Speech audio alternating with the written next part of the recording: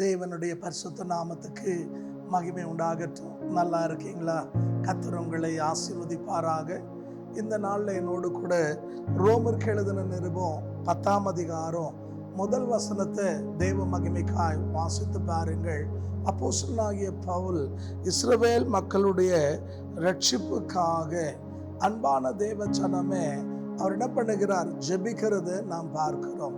அன்பான சகோதரனே சகோதரி, அந்த ஜனங்களுக்காக அவர் மன வேதனைப்படுகிறது நாம் இந்த இடத்துல கவனிக்கிறோம்.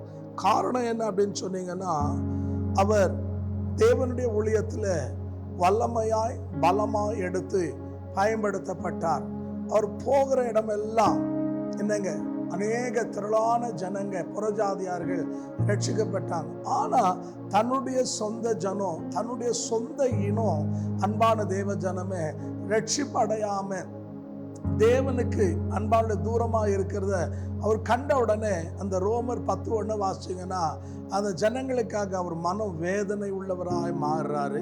அது மட்டுமல்ல, நீங்க ரோமர் 9ஆம் அதிகாரம் அன்பான தேவ ஜனமே, நீங்க முதல் 2 வசனங்களை 3 வசனத்தை வாசிச்சீங்கன்னா அவர் சொல்றாரு, பிரியமான தேவ ஜனமே, அந்த ஜனங்களுக்காக நான் சாபமா மாறுறது கூட ரெடியாக இருக்கிறேன். காரணம் என்ன அப்படின்னு சொன்னா, அன்பான தேவ ஜனமே, அவருடைய சொந்த ஜனத்தின் மேல அவர் அவளை என்னங்க ஆத்மா பாரம் உள்ளவரா இருந்தார். அவர் சொல்றார், நான் அவங்களுக்காக சாபமா மாறுறது கூட ரெடியாக இருக்கிறேன் அப்படின்னு சொல்லிட்டு. இப்போ யோசித்து பாருங்க, எந்த அளவுக்கு இந்த தேவ மனுஷனுக்கு என்னங்க தன்னுடைய ஜனத்தின் மேல ஆத்ம பாரம் இருந்துச்சு. இன்றைக்கு இந்த வார்த்தை கேட்கிற என் அன்பு சகோதரனே சகோதரியே, நம்ம வீட்டில் ஒருத்தர் ரட்சிக்கப்பட்டு இன்னும் 4 பேர் என்னங்க ரட்சிக்கப்படாத, 3 பேர் ரட்சிக்கப்படாத, 2 பேர் ரட்சிக்கப்படாத நம்ம ஜனங்க இருப்பாங்க.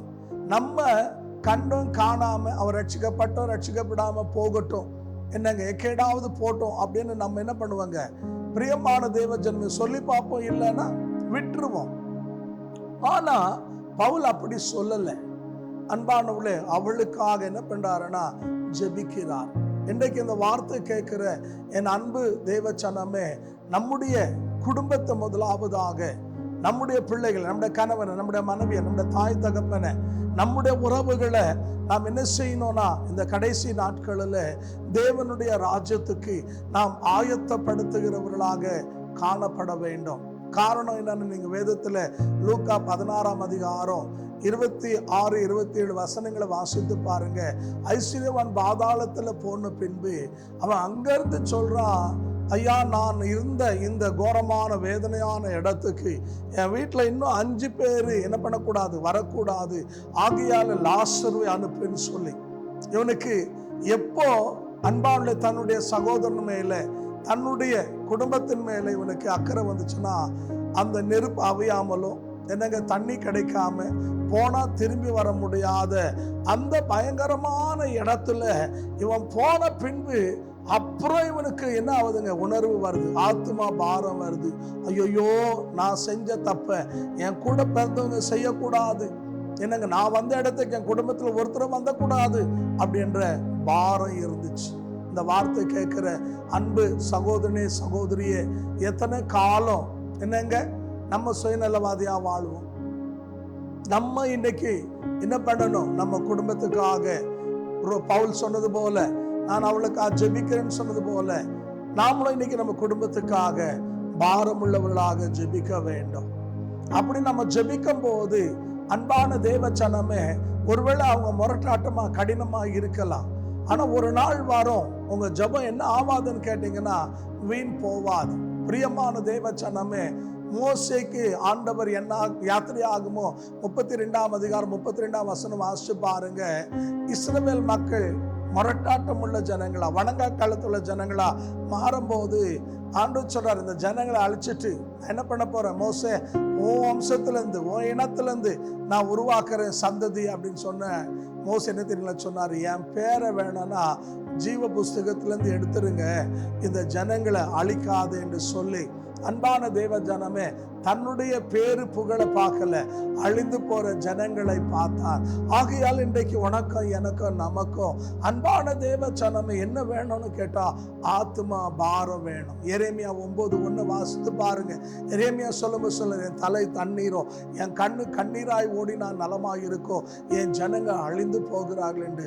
அழிந்து போற உன் ஜனத்துக்காக, உன் இனத்துக்காக, உன் குடும்பத்துக்காக, உன் பிள்ளைங்களுக்காக, உன் பெத்தவங்களுக்காக, உன்னுடைய தாய் தகப்பனுக்காக நீங்க ஜெபிக்கலன்னா ஊர்ல இருக்கிறவங்களா ஜெபிப்பாங்க.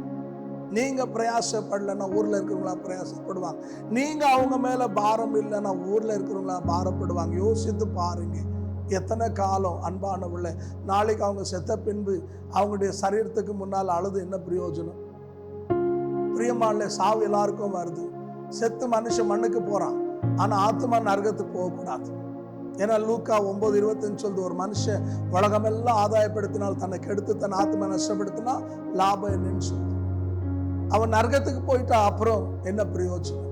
ஆகையாலே இந்த கால வேளையில தேவ சமூகத்துல அன்பான தேவ ஜனமே நம்ம குடும்பத்தை முதலாவது ஆதாயப்படுத்தும். ஆதியாகமம் 19:29 வாசிச்சு பாருங்க. சோதம் குமாராவை அழிக்கும் போது தேவன் ஆபிரகாமை நினைச்சாராம். லோத்தி அவனுடைய குடும்பத்தை தப்புவித்தார். இன்னைக்கு நீங்க ஜெபிச்சீங்கன்னா கண்டிப்பா உங்க ஜெபம் ஒரு நாள் வீண் போவாது. கண்டிப்பா உங்க வீட்டில் இருக்கிறவங்க அன்பான இன்னும் கொஞ்சம் தாமதமாகும், கண்டிப்பா ரட்சிக்கப்படுவாங்க. கர்த்தர் யாரோ ஒருத்தர் முகாந்தரமா அவங்கள சந்திப்பார். ஆகிய நீங்க செய்ய வேண்டியதை நீங்க செய்தா தேவன் செய்ய வேண்டியதை தேவன் செய்வார். நாம் எல்லாரும் என்ன செய்யணுங்க?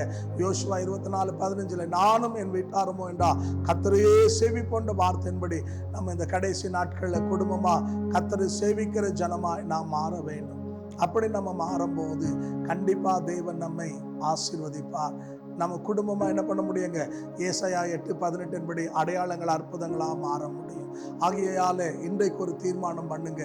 ஆண்டவரே, உலகத்தெல்லாம் ஆதாயப்படுத்தி சொந்த குடும்பத்தை கோட்டை விட்டுடாதபடி நாங்கள் என் குடும்பங்களை ஆதாயப்படுத்த எங்களுக்கு ஆத்ம பாரத்தை தாரும் என்று சொல்லி தேவனிடத்தில் ஒப்புருவாவுங்க, ஜெபம் பண்ணுங்க. கர்த்தர் உங்களை ஆசீர்வதிப்பார். எத்தனை பேர் விசுவாசிக்கிறீங்க கர்த்தர் நம்மோடு பேசியிருக்கிறார் என்று? கண்களை மூடுவோமா?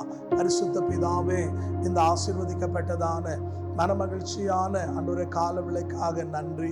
பவுல் தன் ஜனத்துக்காக ஜெபித்தது போல, தன் ஜனத்துக்காக சாபமா மாறுவதற்கும் ஆயுத்தமாக இருந்தது போல, இன்றைக்கு இந்த வார்த்தை சமீபத்தில் தூரத்தில் கேட்கிற என் அன்பு தேவ ஜனங்க ஆண்டவரே, கர்த்தருடைய கர்த்தாவே பிள்ளைங்க தன்னுடைய சொந்த குடும்பத்தை ஆதாயப்படுத்த தவறிவிடாதபடி, ஒருத்தரும் அந்த குடும்பத்தில் நரகத்துக்கு போகாதபடி, எல்லாரும் ரத்தத்தினால கழுவப்பட்டவர்களாக பரலோகத்துக்கு பங்காளிகளாய் மாற நீர் உதவி செய்யுங்கப்பா.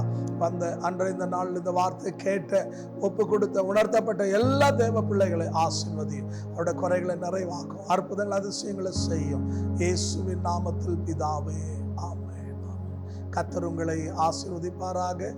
விசுவாசிக்கிறேன் தேவன் உங்களோடு பேசினார் என்று சொல்லி. ஆகையால் நீங்கள் இன்னும் ஆவிக்குரிய வாழ்க்கையில் வளரணும்னா எங்களை அணுகலாம். ஜெப குறிப்பு இருந்தால் தெரியப்படுத்துங்க. கர்த்தர் உங்களை ஆசீர்வதிப்பார். ஆமென்.